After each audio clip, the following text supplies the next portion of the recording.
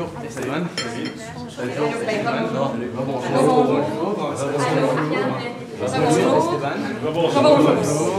Bonjour.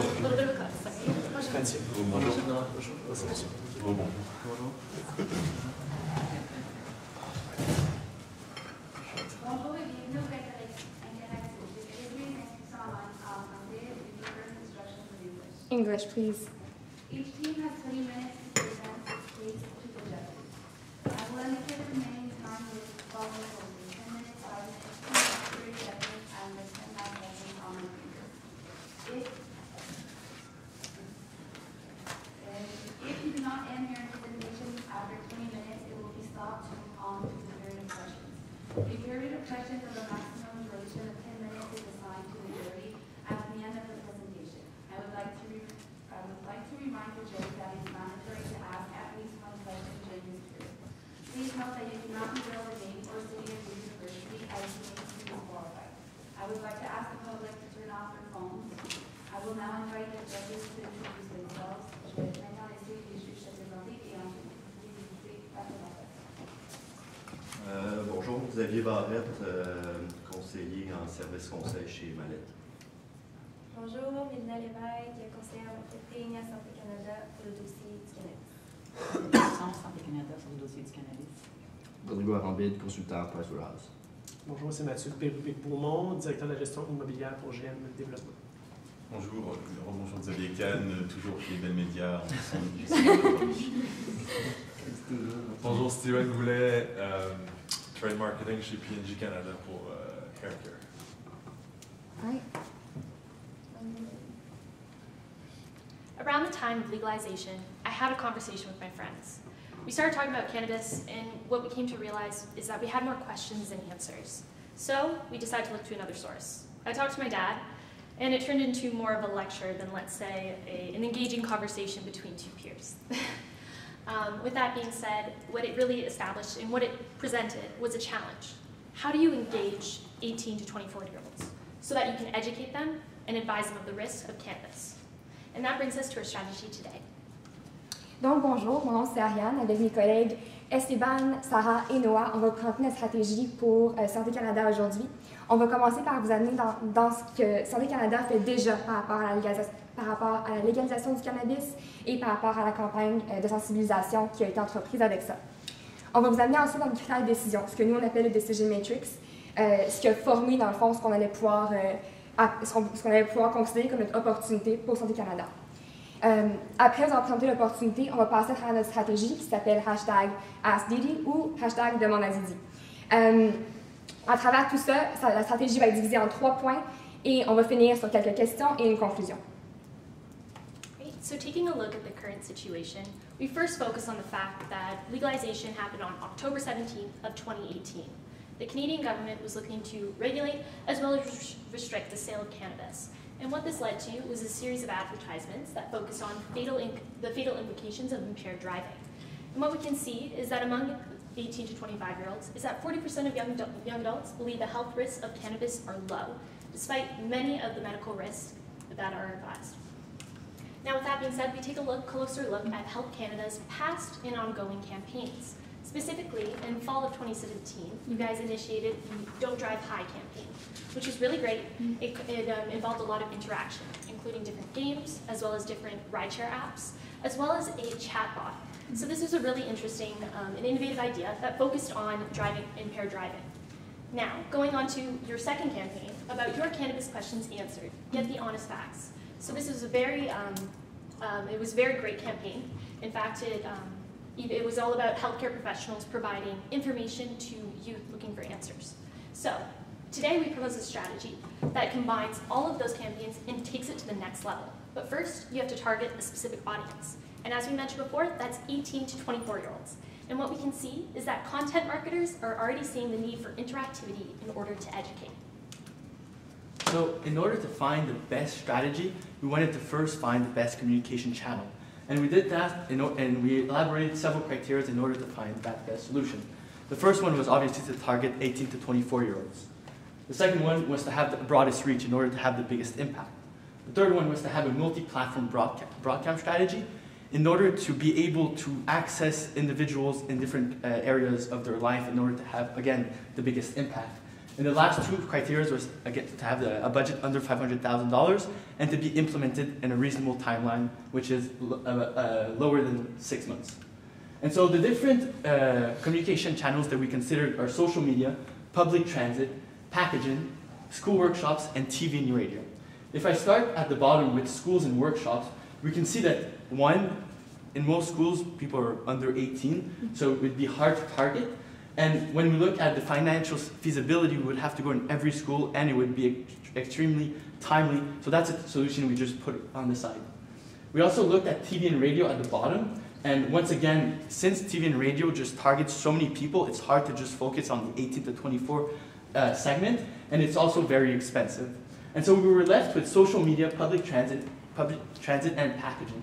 And the main problem here is that it's not a multi-platform broadcast, except for social media, which we could argue, there's Facebook, there's Instagram. So what we decided to do is to merge all three, which enables us to have a multi-platform broadcast. But even more than that, the social media enables us to have a digital communication channel, the public transit enables us to have a public communication channel, and the packaging enables us to have a tangible communication channel, which enables us to connect with the 18 to 24-year-olds in several different aspects of their lives. And this is what we call the Ask Didi campaign, ou la campagne Demande à Didi.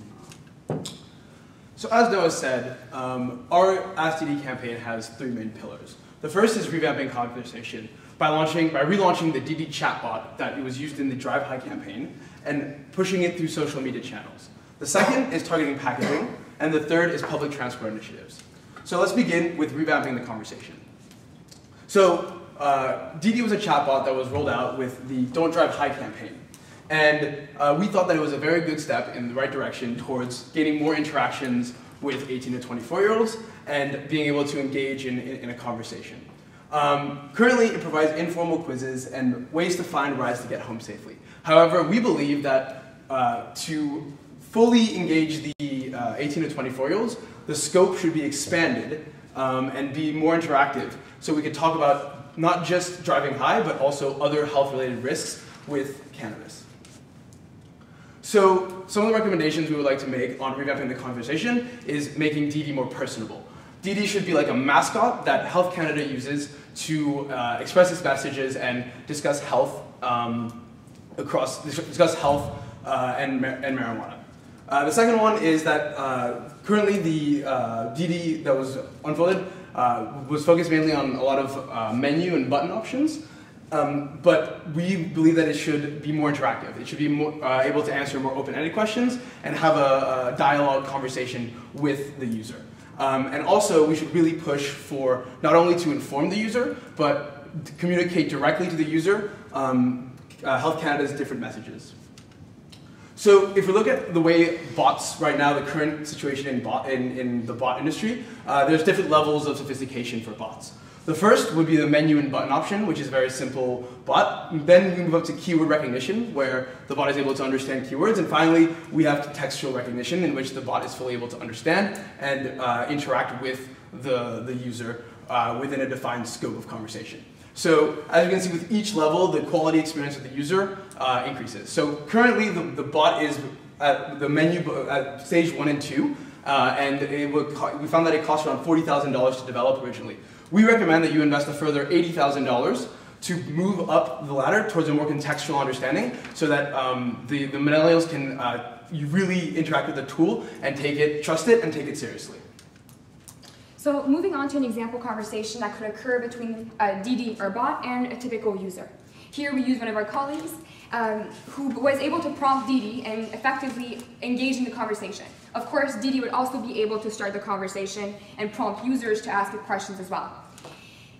It responds with a very simple, how can I help you, and it basically starts the conversation. Here our colleague had a question about the difference between CBD and THC. Now, Didi would answer providing evidence that's both factual and based on medical information. In this case, we took it from the interactive component that we had during our resolution, used with the information provided by Dr. Lamour. Of course, any other health professional could provide a similar answer. What we wanted to highlight is that there's the bot answers in several different parts, so several different little text bubbles, making it a little bit more personable, a little bit more friendly, and less intimidating instead of walls of text, different little sections of sentences. The other thing I want to highlight is that the bot gives its answers in two separate components. The first part is the factual medical information. It answers the question of the user straight away in a non-judgmental manner and in a factual manner. Again, making sure that Health Canada drives by facts. And the second part, and potentially the most important, is truly the top spin. Well, what we like to call the top spin. It emphasizes the potential health effects and makes sure that it's in line with Health Canada's cautionary message about cannabis usage. However, DD can only launch into the top spin once it has answered the questions of the user firsthand. So that ensures that the conversation is not patronizing, contrary to Sarah's dad, and that we are making sure that the conversation remains open and friendly.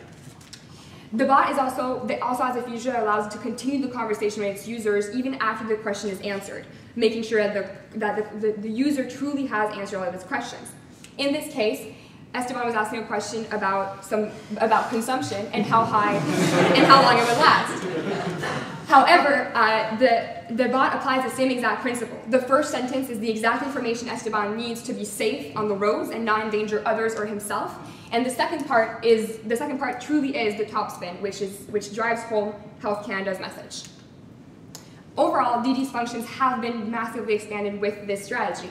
First off, we're able to answer more questions about cannabis usage and any other regulation. We're also able to inform people about the properties of different cannabis products. To us, this is extremely important because if we're considering an exit strategy, we'd be able to move DD into customer service in stores and in online retailers. We're also able to have the top spin and discuss the health risks of consuming cannabis, maintaining the cautionary message that Health Canada really wants to emphasize all throughout the cannabis campaigns. Finally, we're keeping the interactive quizzes and the modes of transportation to avoid driving high as complements to the Don't Drive High campaign, which was already launched.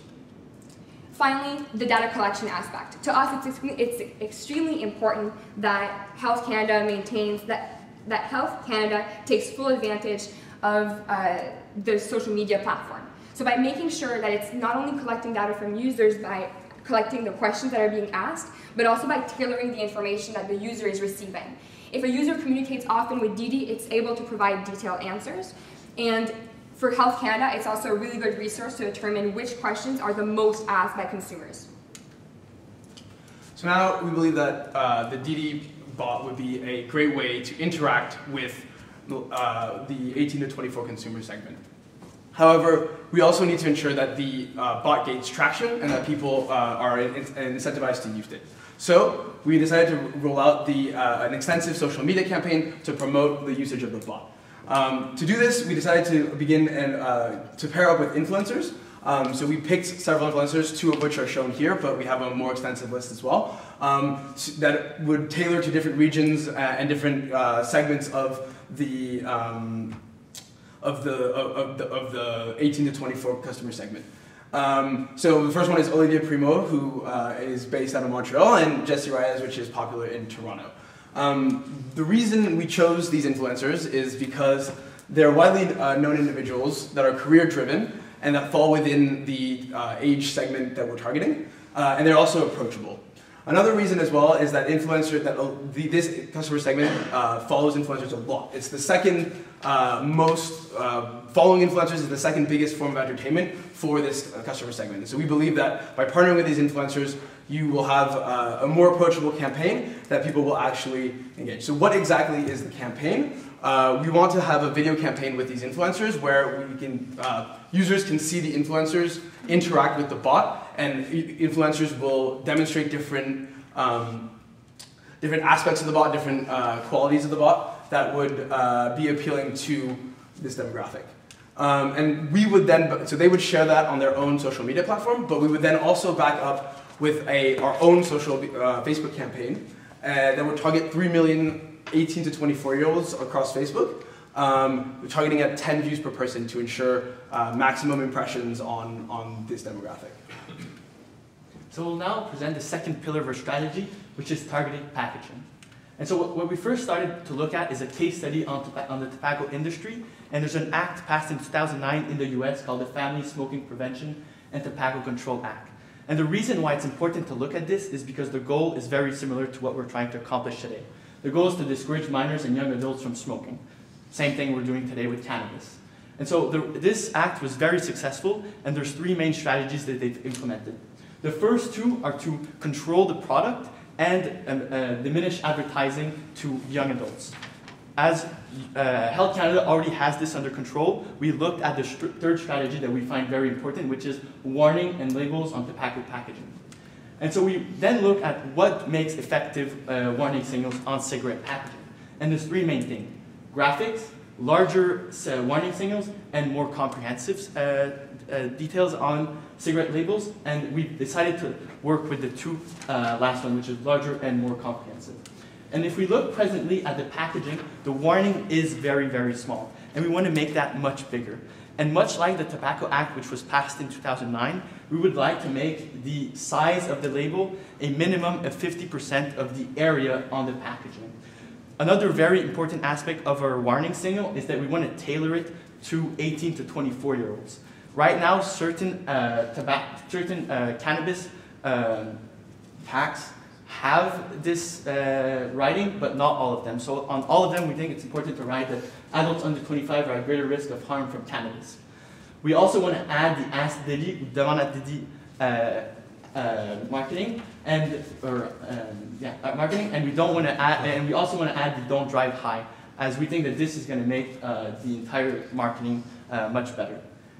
Another thing that we find is very important with this strategy is that you'll be able to target 100% of Canadians who buy cannabis legally, as it's written on the package, and it also comes at a negligible cost for Health Canada. Another very important aspect here that we'd like to touch on is the sustainability. Right now, if you buy 3.5 grams of cannabis, it comes in a plastic container, and the plastic container is put in a cardboard box. It's really not eco-friendly, and for this reason, we would like to put it in smaller packages made out of plastic again, but smaller, which are already approved by Health Canada. The 3rd and final pillar of our strategy is the public transport initiative. So we first want to focus on 2 forms of public transport, specifically subway cars as well as buses. So this is because the 18 to 24 age group takes public transit 6 times a week. So what we want to focus on is 5 cities: Montreal, Toronto, Vancouver, Calgary, and Ottawa, specifically for the buses, which would have banners outside of the exterior. And we'd also look at subways, so specifically in Montreal and Toronto. And these would be interactive posters within the interior of the subway. So exactly how would this look? Looking a little deeper, what we see is extension of the Don't Drive High campaign in a banner form right outside the vehicle. Now this has the added benefit of not only being in a student hub city, but also appealing to other drivers on the road. And what we can see here is that we also added the Ask Didi hashtag, because we want to combine these 2 campaigns and create a uniform Didi branding across Canada. Now, looking a little bit more at the interior of the subway, what we can see here is an interactive poster. And just for further detail on the next slide, we were actually inspired by Canada's Food Guide that actually gave a visual and was created in order to advise Canadians back in the 1940s of ways to help their health. So with that being said, by providing an interactive visual and providing the different risks already outlined on your website, you can you can target many of the millennial commuters. Another important aspect of this strategy is the budget. As we know, we don't want to exceed $500,000. So starting with social media, there's 3 main expenses. First, the additional bot investment, as we've mentioned. This will cost $80,000. We also have the influencer costs. In here, we've included production and graphic design costs. So that's for a total of $30,000. And as for the advertising on Facebook, in order to advertise to all 3.4 million Canadians between the age of 18 and 24, we've calculated that it will cost around $244,000. As for public transportation, we would have bus and subway advertisement. For the bus, we would have 50 buses, as we've mentioned, and for the subway advertisement, we would have 60 carts. With the prices that we've got for the advertisement cost per month, and given that we would advertise for the entirety of 3 months, we would have a total cost of $114,000. And this brings the total cost of the Ask Didi campaign to $467,000 lower than the $500,000 limit for the budget. So going into the timeline a little bit rapidly, we're going to start with month 1. We want to make sure that we're working with the same developer that developed DD previously to make sure that there's consistency in the development of the app. We also want to design a public transport campaign and develop the video concept fairly rapidly in the first 3 months. Afterwards, we want to film the video campaign and make sure all of that is broadcasted at the same time in months 5 and 6 by launching a public transport campaign, launching DD on social media, on the influencers platforms, and through national press conferences. In terms of key takeaways, we had 2 goals with this presentation. The first one was to create a communication channel between 18 to 24-year-olds and Health Canada.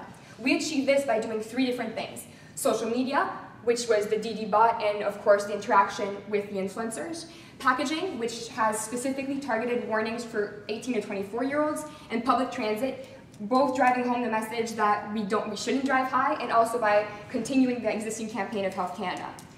All of these initiatives together educate the consumer about the adverse effects, which was our second mandate. We together are able to call this the Ask DD campaign or the Campagne de Maladie.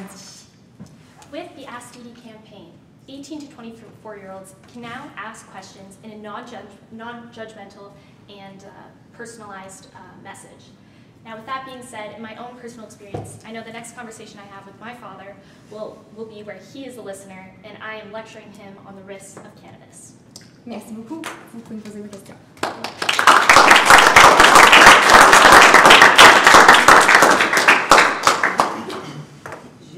Sorry, I have to switch.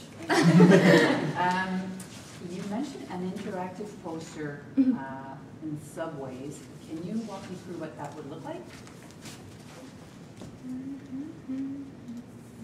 So what's really interesting about the Canada Food Guide is that it's a 16-page booklet that gives you all the information about the differences in your that you can eat, the dietary recommendations. With that being said, we want to model it right after that, but in a digital format, potentially. At this point, it would just be, again, like a virtual or digital, campaign in which you see the booklet and potentially go through the different pages. But so you click on that, you touch the poster and you get the information. It would either be absolutely interactive with people being able to touch it, or either being pre-programmed. Like some ads just roll as like on a view. That could also be a definite option, especially with like the inside of the subway. That was my follow-up. Which metro system has touchscreens? Yeah. Absolutely. So it definitely depends on the situation, but that's a long-term goal. The loop would definitely be the most feasible option and also the most widespread. But we do believe that a fully interactive with a touchscreen situation could be kind of cool for the press conference or maybe as a one-off event to publicize it even further. And just one last question. So I've noticed that for the packaging and public transport, you're hashtagging Don't Drive High, and then you're hashtagging Ask DD, but your strategy is about building on what already exists and bringing it to the next level. So why did you choose that hashtag? Well, the hashtag Ask DD was really because when we started researching the DD bot, to be honest, we only found it because the night before the case, it appeared as a Facebook ad to me, and it was a flash when we got the case, and I would not have seen it otherwise. So to us, driving the influence of DD and its accessibility was important, and to build on what was already existing, because the investment's already been made by Health Canada, the $40,000 to initially set it up. So that was the first part of building on it. And for building the Don't Drive High campaign, by using public bus systems or public transit systems, it just reinforces the message that Health Canada is already vehiculating, which was to us a natural transition from the Don't Drive High campaign. For your ads on the buses, where did you took the $625 per month? So we could go. So this was provided by, we did research, and it's an advertising company that does advertising all over the world. So it's okay. Well, yeah, sure. So here in the minimum, there's a maximum. So it varies from cities which are not expensive all the way to New York, for example, where there's a lot of people and there's more visibility, so it's more expensive. The average rate was $6.25, and we think that Montreal and Toronto might be a bit under this, but to be conservative, we use $6.25. And the same can be said for the Metro, where there was a minimum of 75 and 150, so we took the average once again. And for your budget, did you include the production price for the buses?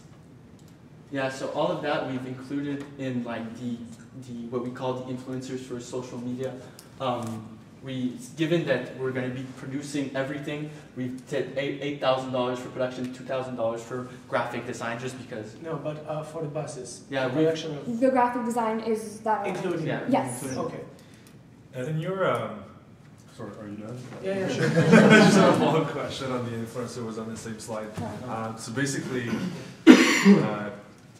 what would include $10,000 offered to Olivier Primo in terms of posting content? Because to me it's very low.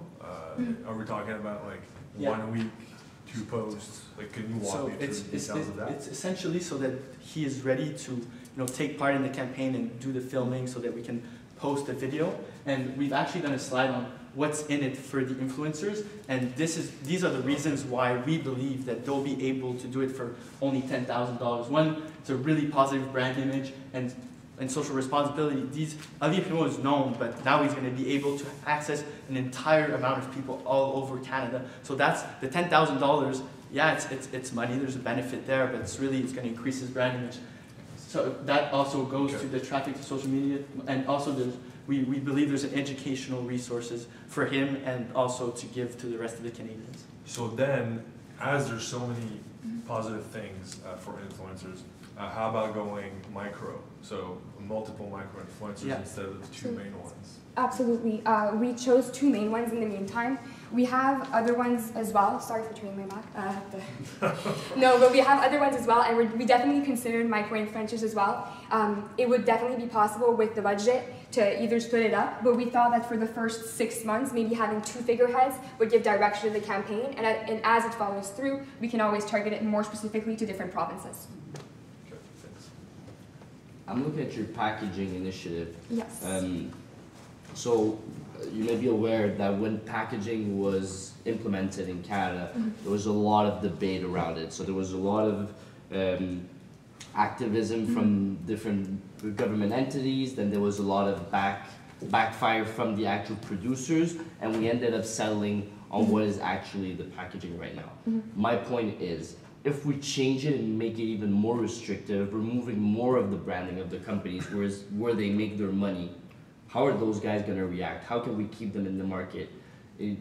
I see this as a potential huge backlash and backfire. And I want to be sure that if we go that way, how are we going to make it sure that it's correctly done?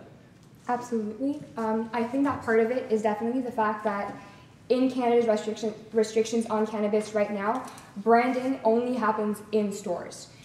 There's not really a lot of room for them to advertise elsewhere. We understand that.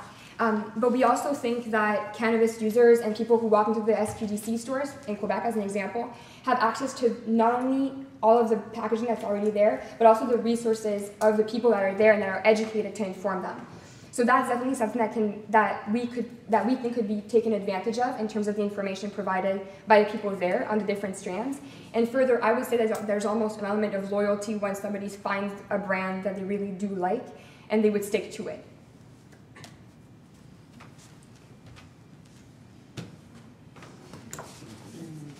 I'll look for another one then. Do you think $80,000 is enough for the updating of DD? 80,000, and where and on what basis?